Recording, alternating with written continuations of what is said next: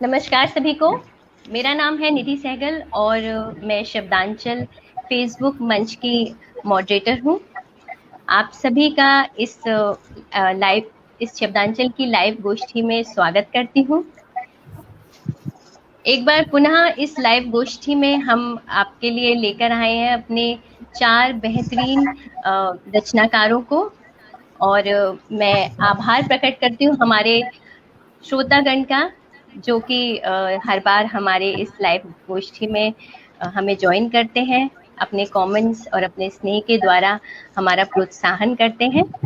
और मैं आभार प्रकट करती हूँ हमारे एडमिन नमन खंडेलवाल जी का, जिनके प्रयास से ये काव्य गोष्ठी आयोजित होती है और हम सभी टीम मेंबर्स को वो प्रोत्साहित करते रहते हैं ऐसे ही नए नए कार्यक्रमों को आयोजित करने के लिए।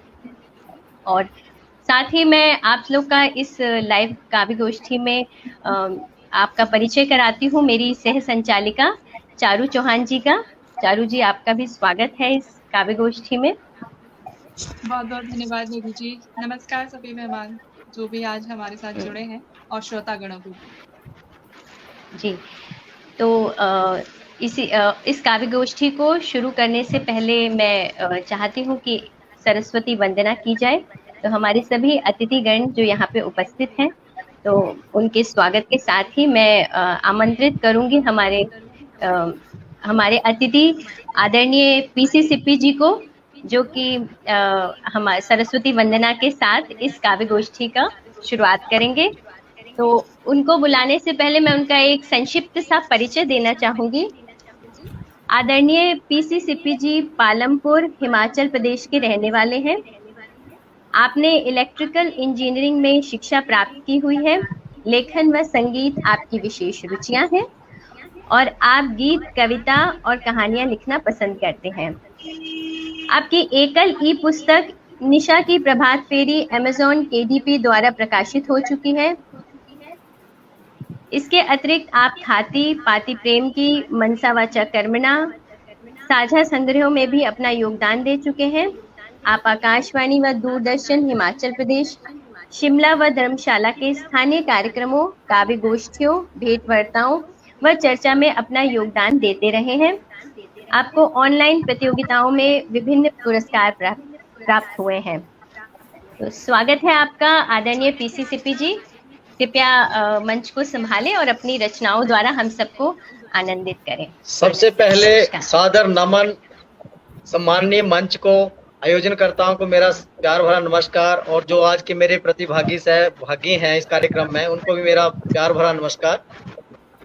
आपकी आवाज मुझे बहुत कम मिल रही थी, फिर भी मैंने सुन लिया। थोड़ा मैं अविलंब कार्यक्रम की शुरुआत करेंगे हम। तो मेरे काव्य पाठ की विधा ज्यादातर गीत ही रहती है, तो मैंने माँ शारदा बीणा पाणी के चरणों में कुछ लाइनें, कुछ पंक्तियां अर्पित की हैं, वो मैं आपके सम्मुख रखता हूँ। हे शारदे माँ, हे शारदे माँ, सद्बुद्धि दो हर अंधकार लो माँ। हे शारदे माँ, हे शारदे माँ, सद्बुद्धि दो हर अंधकार लो माँ। शरण तुम्हारी आए हैं जगते, शरण तुम्हारी आए हैं जगते, चरण कमल की दे दी जो भक्ति, दे दी जो भक्ति। हे पद्यमासना अविरल निर्मल सी धार दो माँ। हे शारदे माँ, हे शारदे माँ, सद्बुद्धि दो हर अंधकार लो माँ। हम मूढ़ हैं माँ, हम हैं अज्ञानी, हे बुद्धिदात्री, हे हंस वाहिनी, हे बुद्धिदात्री, हे हंस वाहिनी। हे ज्ञान दास सभी दुख से उबारो, हे ज्ञान दास सभी दुख से उबारो, बुद्धि हमारी निखार दो माँ, हे शारदे माँ, हे शारदे माँ, सद्बुद्धि दो हर अंधकार लो माँ।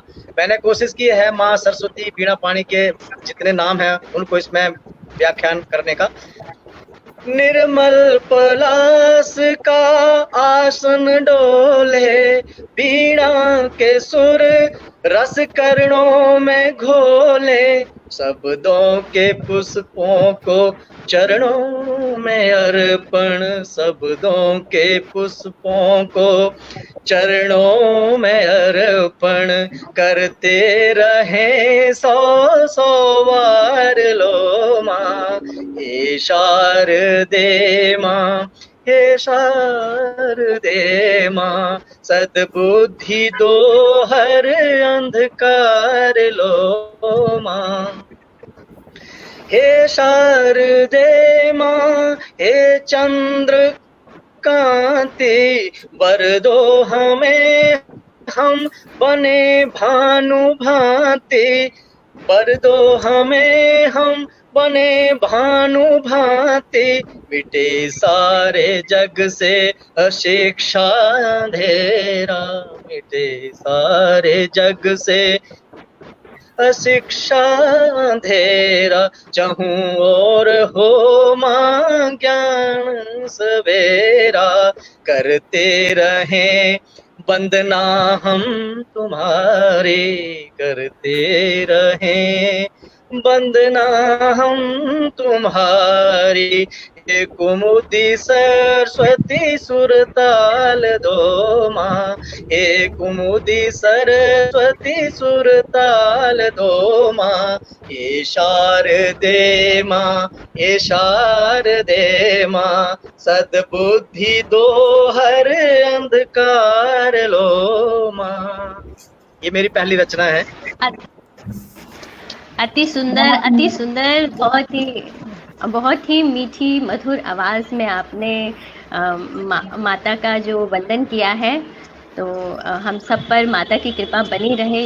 इसी के साथ ये आपकी जो अगली रचना है वो आप हमारे समक्ष रखें। जी, अगली मेरी रचना सम्मानीय मंच के सम्मुख है और जो मेरे प्रतिभागी हैं उनको ही कर्ण प्रिय लगेगी। मुझे लगता है अभी हाल ही में जो जन्माष्टमी का पर्व भी हुआ है, तो मेरी अगली रचना कान्हा के ऊपर ही है। ये भी गीत के रूप में ही है। मुझे उम्मीद है आपको अच्छी लगेगी। जी जी अवश्य। सुन ले तू मेरे कान्हा, मुझसे ही क्यों बहाना, इतना जरा बता दो, कब होगा दोस्ताना, रूठे रहोगे कब तक, जरा ये भी तो बताना, सुन ले तू मेरे कान्हा। लाखों मेरे होंगे ये मैंने माना, लाखों गुनाह मेरे होंगे ये मैंने माना, औरों को तूने बख्शा, औरों को खूब बख्शा, कब तक मुझे रुलाना, सुन ले तू मेरे कान्हा, मुझसे ही क्यों बहाना, इतना जरा बता दो, कब होगा दोस्ताना, सुन ले तू मेरे कान्हा। हमने सुना है कान्हा लाखों को तूने तारा, हमने सुना है काना। लाखों को तूने तारा, रखी लाज द्रौपदी की, रखी लाज द्रौपदी की। हमको भी तुम बचाना, सुन ले तू मेरे कान्हा। तेरी शरण जो आया, तूने गले लगाया। तेरी शरण जो आया, तूने गले लगाया। दो चरण कमल की धूली, दो चरण कमल की धूली। हम बन गए सुदामा, सुन ले तू मेरे कान्हा। मुझसे ही क्यों बहाना, इतना जरा बता दो। कब होगा दोस्ताना, सुन ले तू मेरे कान्हा। आखिर में, मीरा के तुम ही चाकर, धन्ना के तुम हो ठाकुर। मीरा के तुम हो चाकर, धन्ना के तुम ही ठाकुर। दोनों को दे के दर्शन, दोनों को दे के दर्शन। कभी हमको भी दिखाना, सुन ले तू मेरे कान्हा। सुन ले तू मेरे कान्हा। मुझसे ही क्यों बहाना, रूठे रहोगे कब तक, जरा ये भी तो बताना। सुन ले तू मेरे कान्हा जी, सुन ले तू मेरे कान्हा। बोलो राधे राधे, नमस्कार। राधे राधे। बहुत ही बढ़िया प्रस्तुति, बहुत आनंद आया और मैं समझती हूँ कि सभी दर्शकगणों को भी यहाँ पे आनंद आया होगा। आपकी बहुत ही मधुर आवाज है। आभार आप सभी का बहुत। बहुत सुंदर प्रस्तुति रही और एक एक शब्द बड़ा सुंदर लिखा हुआ था कि तेरी शरण में जो आया, तूने गले लगाया। दो चरण कमल की धूली, हम बन गए सुदामा, सुन ले तू मेरे कान्हा। बहुत सुंदर, बहुत ही सुंदर। तो बहुत सीपी जी, आपकी ये मेरे दिल के उद्गार थे कुछ आपके समक्ष। नहीं, बहुत ही सुंदर। और जितने भी कान्हा भक्त हैं उनको तो बहुत ही ज्यादा आनंद आया होगा। तो आपका मैं बहुत बहुत धन्यवाद करती हूँ कि इतनी सुंदर गीतों के द्वारा आपने इस कार्यक्रम की शुरुआत की और इसको मंच को आपने बिल्कुल आनंद से भर दिया। बहुत बहुत धन्यवाद आपका।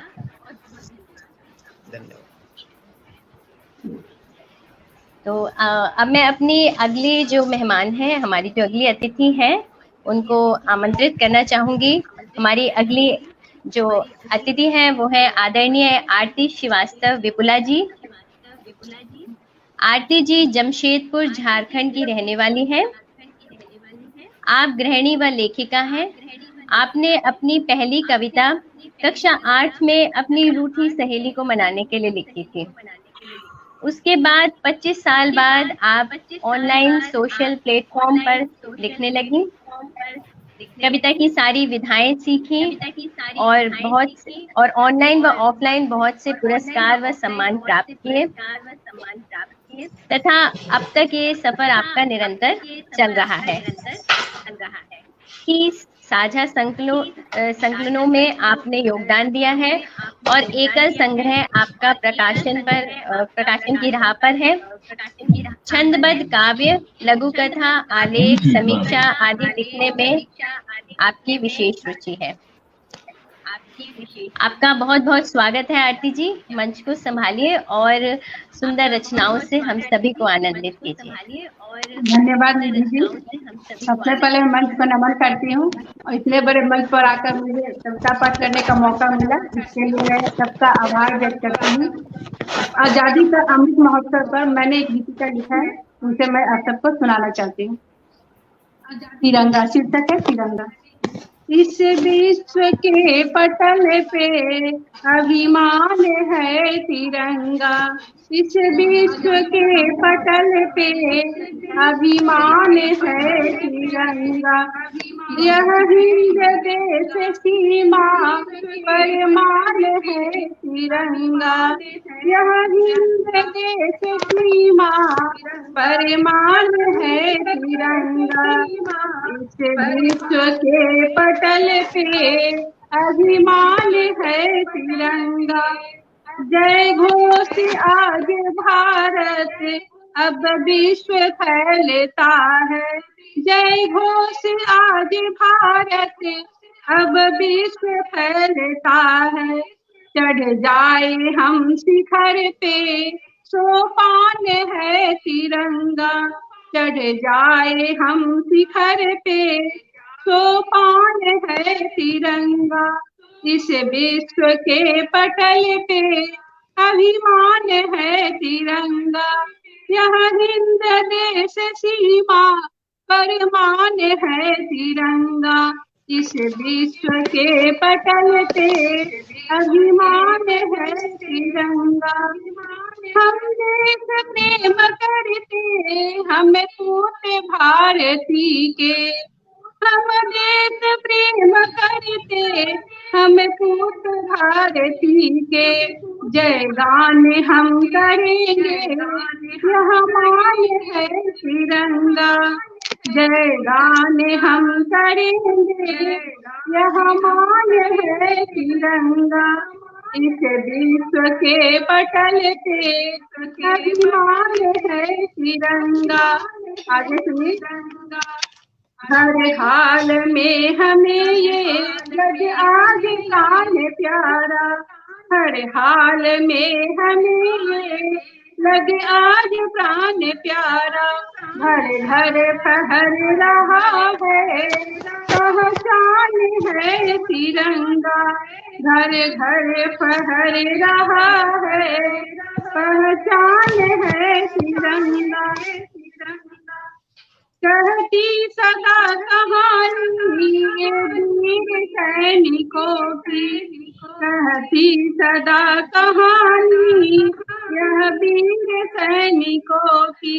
बन विश्व गुरु अभी के अरमान है तिरंगा, बन विश्व गुरु अभी के अरमान है तिरंगा। इस विश्व के पटल पे अभिमान है तिरंगा। हम वीर बन रहेंगे हर हाल संग तेरे, हम वीर बन रहेंगे हर हाल संग तेरे। हम मान से कहेंगे बलिदान है तिरंगा, हम मान से कहेंगे बलिदान है तिरंगा। इको हो रहा था, पता नहीं इको हो रहा था, पता नहीं।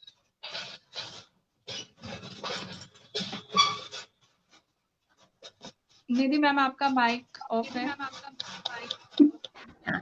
थैंक यू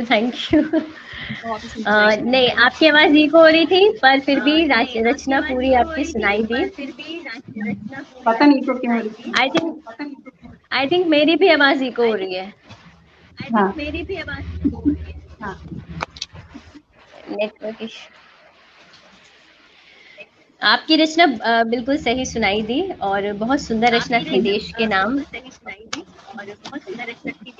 हर हाल में हमें लगे आज प्राण प्यारा, हर घर घर फहर रहा है, पहचान है तिरंगा। बहुत सुंदर पंक्तियां बोली आपने और बहुत सुंदर प्रस्तुति दी। आरती जी, आपकी अब अगली रचना कौन सी है? कुंडलिया है नारी पर और पानी पर। सबसे पहले मैं नारी पर कुंडलिया सुनाती हूँ। हाँ जी, स्वागत है। नारी की माता को दिखाते हुए जी। कुंडलिया है। नारी जग की जान है वसुधा की शान, मूरत ममता की सदा सीरत की ये खान, सीरत की ये खान, सीरत की ये खान, बने ये घर की रानी, निर्बल इसको जान, करे ये जग मन मानी, निर्बल इसको जान, करे ये जग मन मानी। नारी का सम्मान करे जो दुनिया सारी, जग हो जाए स्वर्ग सदा चहके फिर नारी, सदा चहके फिर नारी। निधि जी और एक छोटी सी कुंडलिया है पानी पर, मैं सुना दूं उसे। जी जी, स्वागत है। पानी बूंदे अमोल है, समझो इसको मीन, पानी बूंदे अमोल है, समझो इसको मीन, इसके बिन जीवन नहीं, जानो जग की रीत, इसके बिन जीवन नहीं, जानो जग की रीत, जानो जग की रीत, मिला यही जो उपहार, हो मत पानी व्यर्थ, जल ही जीवन आधार, जल ही जीवन आधार। कह विपुला समझाए सुनो मानव ज्ञानी, इसके बिना अन्न नहीं, संचित करो अब पानी, संचित करो अब पानी। धन्यवाद। बहुत सुंदर, बहुत सुंदर दोनों कुंडलियां। और आपने जो पानी का महत्व बताया, वाकई आजकल जो जितने भी पानी वेस्ट करते हैं उनके लिए ये संदेश है कि पानी बचाइए, आगे की पीढ़ियों के लिए, अपने लिए। बहुत सुंदर प्रस्तुति रही। नारी के सम्मान के लिए भी जो भी आपने बताया, बिल्कुल नारी का सम्मान होना ही चाहिए। समाज में रहते हुए नारी पुरुष सब समान ही हैं। तो बहुत सुंदर प्रस्तुति आपने दी है, तो बहुत बहुत आपका धन्यवाद आरती जी। तो हाँ जी, तो अब मैं मंच चारू जी को सौंपती हूँ। आप अन्य अतिथियों का स्वागत कीजिए। चारू जी। बहुत बहुत धन्यवाद निधि जी। और ये काव्य गोष्ठी बहुत ही अच्छी चल रही है और मैं बिल्कुल भी समय बर्बाद नहीं करूंगी और इस काव्य गोष्ठी को आगे बढ़ाते हुए अपने अगले अतिथि को आमंत्रित करती हूँ उनकी रचनाएं प्रस्तुत करने के लिए। और आगे हमारे साथ जो अतिथि जुड़ रहे हैं सरोज कंचन जी, इनके बारे में कुछ बातें मैं बताना चाहूंगी। सरोज कंचन जी मूल रूप से बिहार के निवासी हैं और आप बिहार सरकार के अधीन सरकारी शिक्षक के पद पर कार्य कर चुके हैं। वे वर्तमान काल में भारत सरकार के रक्षा मंत्रालय अंतर्गत राजपत्रित अधिकारी पद पर कार्यरत हैं। और अगर बात करें इनकी उपलब्धियों की, इनकी पहली कविता चांद को धरती पर टहलते देखा है, जिसे ई पत्रिका में स्थान भी मिला है। साथ ही आप लिखना पसंद करते हैं छंदबद्ध रचनाएं जैसे कि हाइकू, ताका और बाकी विधाएं भी। साथ ही काव्यबद्ध रचनाओं के साथ आप काव्य मुक्त यानी कि छंद मुक्त रचनाओं को भी लिखना पसंद करते हैं। आपके नाट्य मंच आदर्श अभिनय कला परिषद द्वारा मंचित नाटकों में कई बार प्रतिभागी रह चुके हैं, जो अपने आप में एक बहुत बड़ी उपलब्धि है। और आगे इनकी उपलब्धि और भी है, लेकिन मैं चाहूंगी कि आप अब अपनी रचना हमें सुनाना शुरू करें, क्योंकि उपलब्धियों को पढ़ते जाएंगे तो भी समय बहुत जाएगा। आपका बहुत बहुत स्वागत है, मंच आपका है।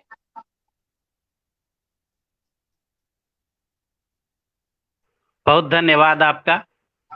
माँ शारदे को नमन करता हूँ और इस गोष्ठी से जुड़े हुए सभी काव्य प्रेमियों, मंच पर आसीन सभी काव्यविदों को भी मैं नमन करता हूँ, आभार प्रकट करता हूँ।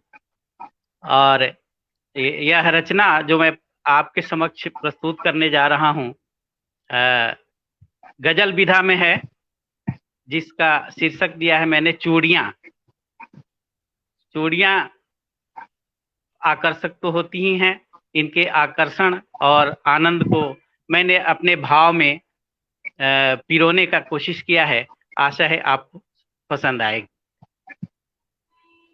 प्रस्तुत है मेरी गजल चूड़ियाँ। सज कर कलाई पर लगे बेहद सुहानी चूड़ियाँ,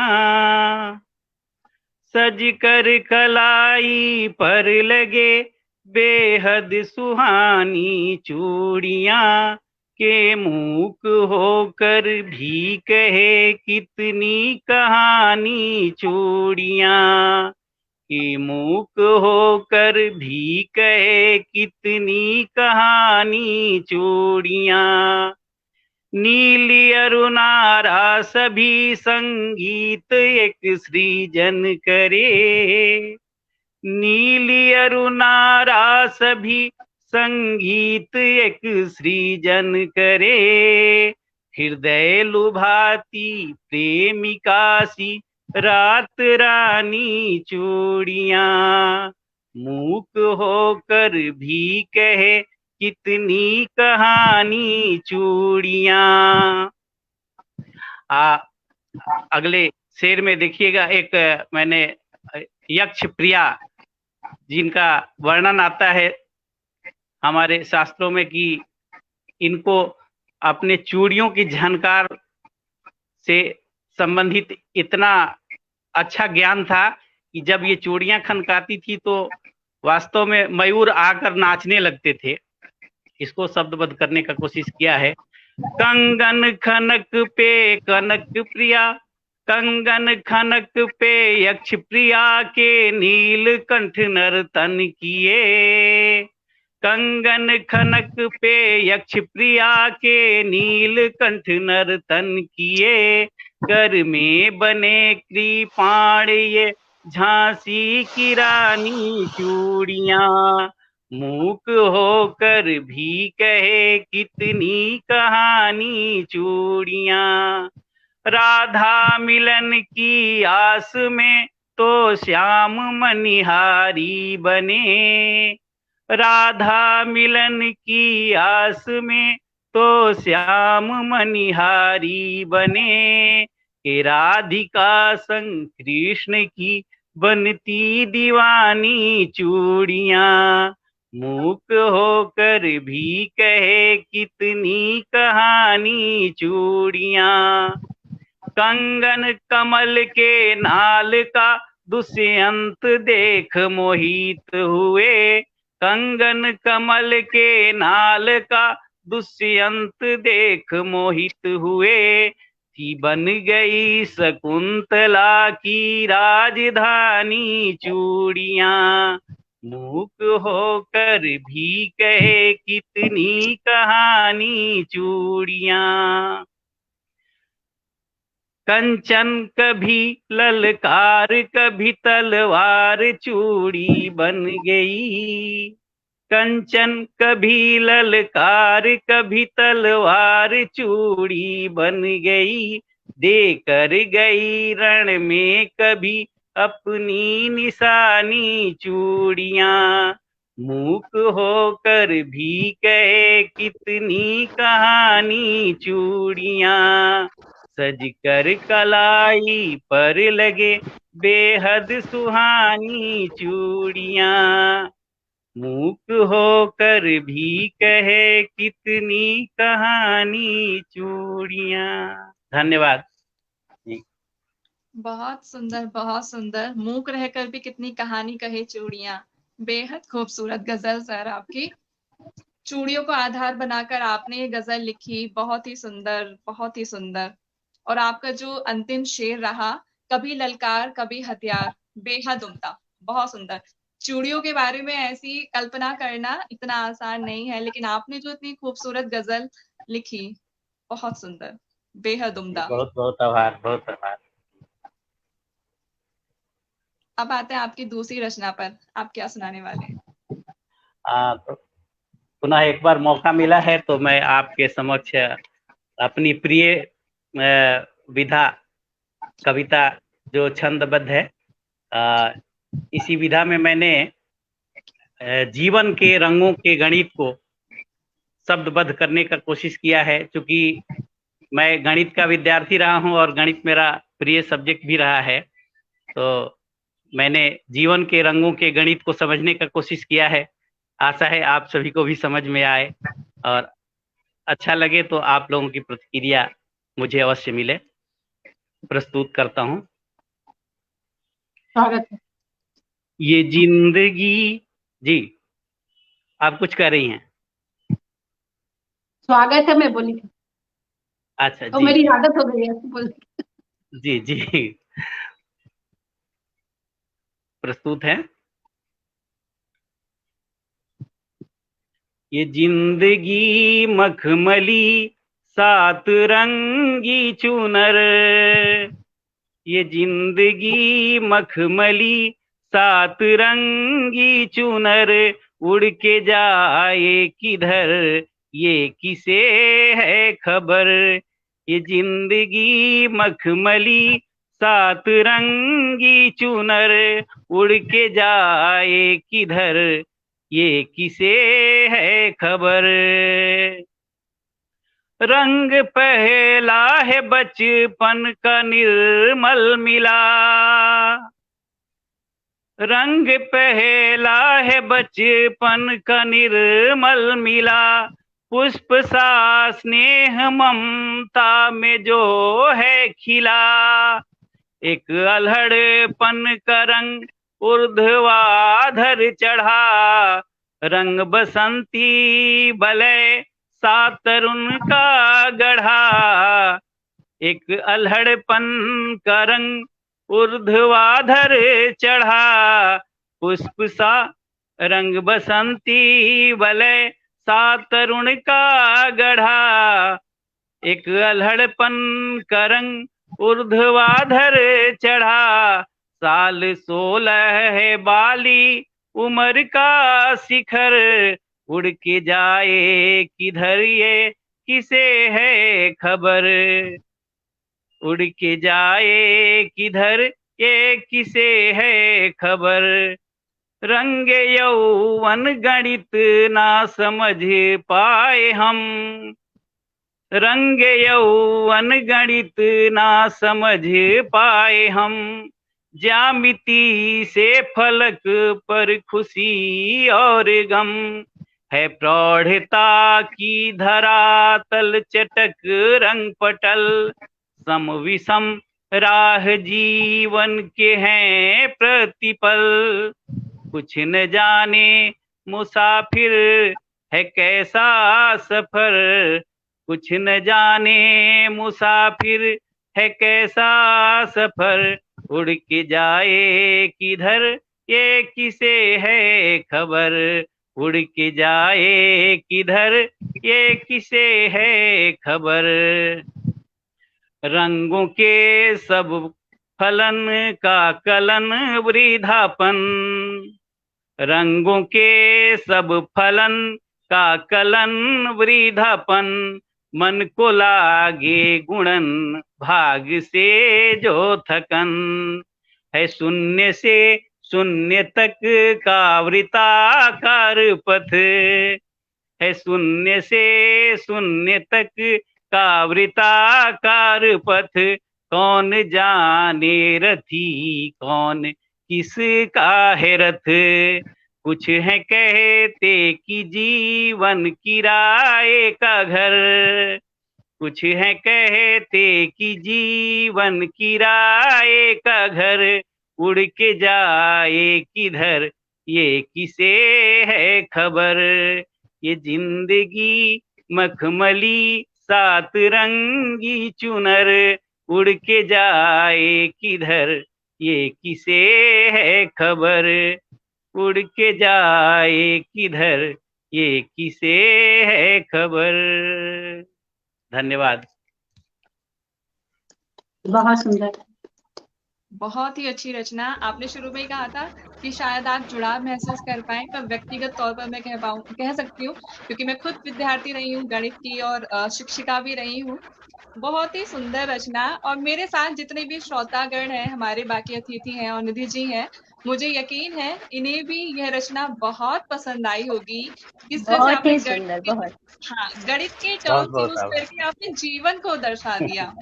जीवन के अलग अलग रंगों को और उनके अनुभवों को आपने इस रचना में समेटा है। बहुत सुंदर, बहुत खूब, बहुत ही प्यारी रचना। बहुत बहुत आभार। मैं एक बात कहूंगी कि मुझे पर्सनली गणित सब्जेक्ट पसंद नहीं है, पर आपने जिस तरीके से आपने कविता को रचा गणित के साथ, तो कुछ प्रेम मुझे गणित से हो गया है। अच्छा चलिए, से प्रेम हो जाएगा। ये मेरी कविता का सौभाग्य है। नहीं, ये आपकी कविता का रंग है जो थोड़ा चढ़ गया है। अच्छा नहीं, बहुत सुंदर प्रस्तुति रही आपकी, बहुत बढ़िया। सच में बहुत ही सुंदर। और आज मुझे लगता है काव्य गोष्ठी को मैं एक मेजबान के तौर पर मैं आज आई हूँ। ये मेरा भी सौभाग्य है। बहुत सुंदर सुंदर रचनाएं मुझे सुनने के लिए मिल रही हैं। बहुत ही प्यारी ये गोष्ठी चल रही है। और इस कड़ी में इस काव्य गोष्ठी को और सुंदर बनाने के लिए मैं रुख करूंगी अपनी अगली अतिथि की ओर, मोनिका अग्रवाल जी की ओर। तो मोनिका जी के बारे में कुछ बातें मैं आपको बताना चाहूंगी, उनका एक परिचय।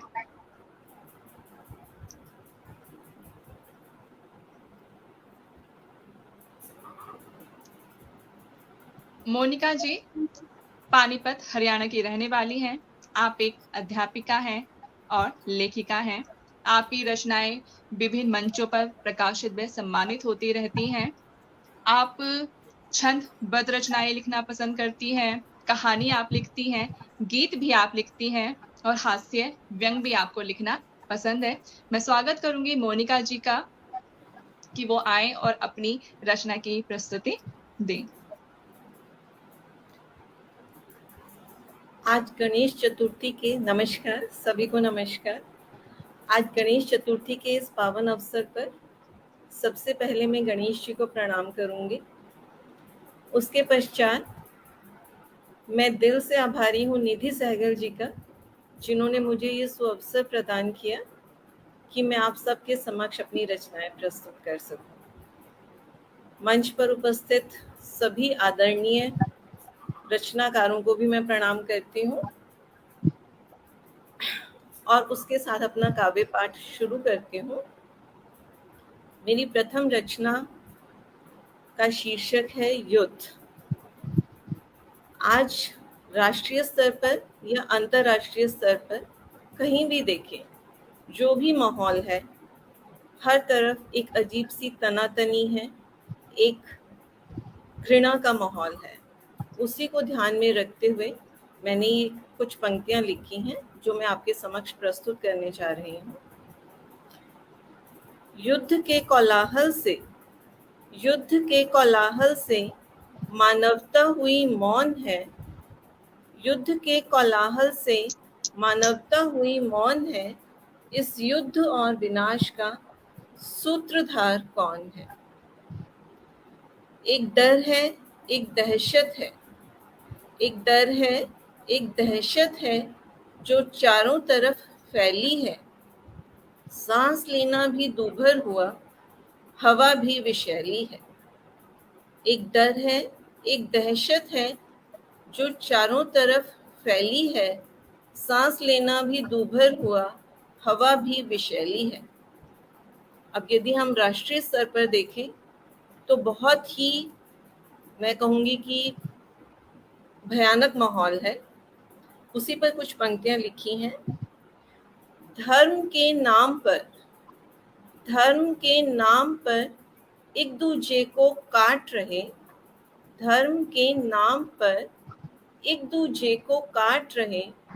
इस धर्म ने सिखाई है नफरत जो हम बांट रहे। धर्म की आड़ में, सभी से अनुरोध करूंगी, धर्म की आड़ में राजनीति ना करें, धर्म की आड़ में राजनीति ना करें।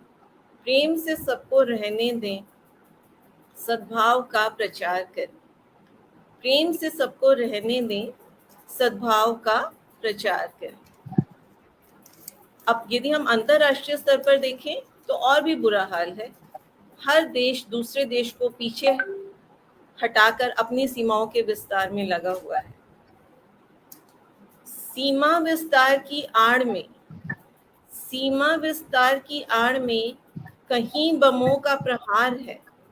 सीमा विस्तार की आड़ में कहीं बमों का प्रहार है। माओ ने बेटों को खोया, ये कैसा अत्याचार है। माओ ने बेटों को खोया, ये कैसा अत्याचार है। विस्तार चाहने वालों का, विस्तार चाहने वालों का सुरक्षित परिवार है। आम आदमी व्यथित है, कौन जिम्मेदार है। आम आदमी व्यथित है, कौन जिम्मेदार है। युद्ध से हासिल है क्या, युद्ध से हासिल है क्या, मेरी समझ से है परे। युद्ध से हासिल है क्या, मेरी समझ से है परे। मौत का तांडव ही तो है जो हर तरफ जा पसरे। तो सुनो युद्ध के सूत्रधारों, तो सुनो युद्ध के सूत्रधारों, शांति का परचम फहराओ। तो सुनो युद्ध के सूत्रधारों, शांति का परचम फहराओ। मौत के तांडव को रोको, शांति दूत तुम बन जाओ। मौत के तांडव को रोको, शांति दूत तुम बन जाओ। धन्यवाद। बहुत ही एक अच्छी रचना मोनिका जी। जैसा कि वर्तमान काल में माहौल है, सच में आपकी कविता शांति का संदेश दे रही है। ये बहुत ही अच्छी बात है। और सही कहा आपने, युद्ध से कुछ हासिल नहीं होता। युद्ध से कहाँ, कभी अगर हम पुराने समय में भी देखें तो युद्ध से कहाँ ही किसी को कुछ हासिल हुआ है। प्रेम और सद्भाव के विचारों से ही दुनिया को खूबसूरत और सुंदर बनाया जा सकता है। बहुत ही सही बात आपने कही, बहुत ही सुंदर। अब मैं अपनी दूसरी रचना आपके सामने प्रस्तुत करती हूँ। रचना का शीर्षक है ओस की बूंदे। इसका केंद्र बिंदु मैंने पिता को रखा है। पिता जो कि परिवार का पालक है, लालन पालन करता है, लेकिन उसके बारे में बहुत कम कहा गया है। ज्यादातर माँ की बात सभी करते हैं, पिता की बात बहुत कम लोग करते हैं। तो आज मैं यही कहूंगी, माँ की बात सभी करते हैं, आज करें पापा की बात। माँ की बात सभी करते हैं, आज करें पापा की बात। सब कुछ अर्पण कर दें अपना, जाहिर नहीं करें जज्बात। उसी पिता के केंद्र बिंदु रखकर मैंने ये रचना लिखी है।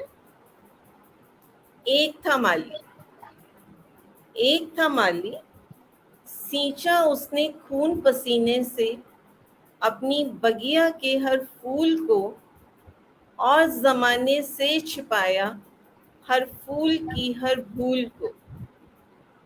और जमाने से छिपाया हर फूल की हर भूल को। खड़ा रहा दिन रात अटल, खड़ा रहा दिन रात अटल, वह करता सबकी रखवारी।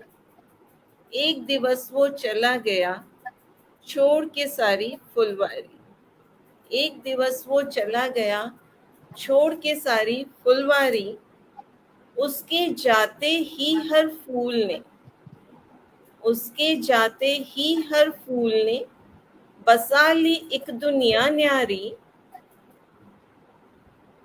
एक दूजे से बेपरवाह है सब, एकल रह गई मात बेचारी। एक दूजे से बेपरवाह है सब, एकल रह गई मात बेचारी, बगिया को यूं बिखरता देखकर, बगिया को यूं बिखरता देखकर माली की आंखों से टपक गई दो बूंदें, ऐसा लगता है वही है आसमां से गिरी जो ओस की बूंदें, जो ओस की बूंदें, जो ओस की बूंदें। धन्यवाद। बहुत ही भावपूर्ण रचना, और सच में पिता परिवार के सूत्रधार होते हैं। और बिल्कुल माली जिस तरह से अपने बगीचे के फूलों की देखभाल करता है, प्यार करता है, पिता का भी एक ऐसा ही किरदार होता है। और ये बात बिल्कुल सच है, जब पिता नहीं रहते तो परिवार बिखर जाता है। जैसे आपने कहा कि हर फूल ने अपनी अलग-अलग दुनिया बसा ली, और ये बहुत ही सच बात है। बहुत ही मार्मिक रचना आपकी, बहुत ही सही बात कही आपने मोनिका जी, बहुत प्यारी बात, बहुत सुंदर। धन्यवाद।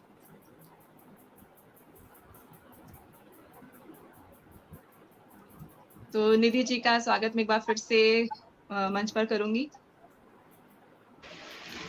हाँ जी, सभी अतिथियों ने बहुत सुंदर रचनाएं प्रस्तुत की, और बहुत ही ये काव्य गोष्ठी पूर्णतः सफल रही, और मुझे बहुत आनंद आया, और मैं आशा करती हूँ कि हमारे जो श्रोतागण हैं उनको भी आनंद आया होगा। तो मैं आप सभी अतिथियों का एक बार पुनः धन्यवाद करती हूँ, हृदय से धन्यवाद करती हूँ कि आपने अपना कीमती समय यहाँ दिया और हम सबको अपनी रचनाओं से मंत्रमुग्ध किया। और आज गीत, कुंडलियाँ, छंदबद्ध, छंद मुक्त सब कुछ सुनने के लिए मिला है हमें, तो बहुत ही मज़ा आया हमें। तो इसके साथ ही मैं इस कार्यक्रम के अंत पर आती हूँ, लेकिन उससे पूर्व मेरी चारू जी से एक गुजारिश है कि आप अपनी कोई रचना हमें ज़रूर सुनाएं। चारू जी आज पहली बार मंच पर आई हैं मेरे साथ, तो चारू जी अपनी एक कोई बढ़िया सी रचना सुनाइए सबको। बहुत बहुत धन्यवाद निधि जी। ये रिक्वेस्ट तो मैं आपसे करने वाली थी, क्योंकि मेरा मन था मैं आपसे सुनूं, लेकिन कोई नहीं, मैं अपना कुछ सुना देती हूँ, उसके बाद मैं आपको सुनूंगी। और जी अभी मेरे पास अपनी बहुत ज्यादा रचनाएं नहीं हैं, क्योंकि मैं सडनली ये बैठी थी, लेकिन मुझे अपनी एक रचना दिखाई दे रही है, छंद मुक्त रचना है। इसमें कोई छंदबद्ध ऐसे मैंने कुछ मात्रा भार नहीं रखा है, मापनी नहीं है, और ये स्त्री से जुड़ी हुई एक रचना है। और एक बात मैं पहले ही बता देती हूँ कि ऐसा नहीं है कि हर स्त्री की कहानी एक सी होती है या हर पुरुष की अलग होती है। एक सिक्के के जिस तरह दोनों पहलू होते हैं, तो उसी तरह से मुझे लगता है दोनों ही जेंडर्स के भी होते हैं। तो मैंने कुछ लिखा था, बह खड़ी बीच बाजार, बह खड़ी बीच बाजार, आंखों में लिए शोले का थाल, पूछती है नर बुद्धिजीवियों से, शौक आजादी और मनमानी के तुम ही क्यों हो दावेदार। तुम करते हो दिन एक रात, तुम करते हो दिन रात एक, पर मिसालें और नजीर, पर मिसालें और नजीर मैंने भी की है तैयार। हार्ड मास मेरा भी गलता है, हार्ड मास मेरा भी गलता है, दुनिया का एक पहिया मेरी भी छाती पर चलता है। अकेले तुमने ही नहीं, अकेले तुमने ही नहीं, धरती का बोझ उठाया है, कांधों पर मैंने भी जिम्मेदारियों का झोला लटकाया है। समय बदला है कहते हो तुम, समय बदला है कहते हो तुम, और सातों आसमां पर भी अपना राज समझते हो। आधिपत्य विधि स्वतंत्रता और इच्छा, आधिपत्य विधि स्वतंत्रता और इच्छा, सब पर तुमने ही क्यों अपनी मोहर लगाई है। क्यों मेरे हिस्से सदैव तपस्या ही आई है, क्यों मेरे हिस्से सदैव तपस्या ही आई है। धन्यवाद। ये एक छोटी सी रचना थी जो मुझे सबसे पहले दिखी, मैंने पढ़ दी। बहुत छोटी थी पर पावरफुल थी, बहुत ही बिल्कुल दिल को छू जाने वाली थी जी। बहुत सुंदर रचना प्रस्तुत की आपने चारू। और निधि जी, अब मैं आपसे रिक्वेस्ट करूंगी कि आप अपनी कोई भी एक रचना हमारे सामने प्रस्तुत करें, सुनाएं, क्योंकि सभी ने अपना बहुत सुंदर सुंदर सी रचनाओं को पढ़ा। अब बस आप ही रहती हैं, तो आप भी अपनी एक रचना बता। हाँ, जी अवश्य। मेरी जो रचना है उसका शीर्षक है स्वतंत्र प्रेम।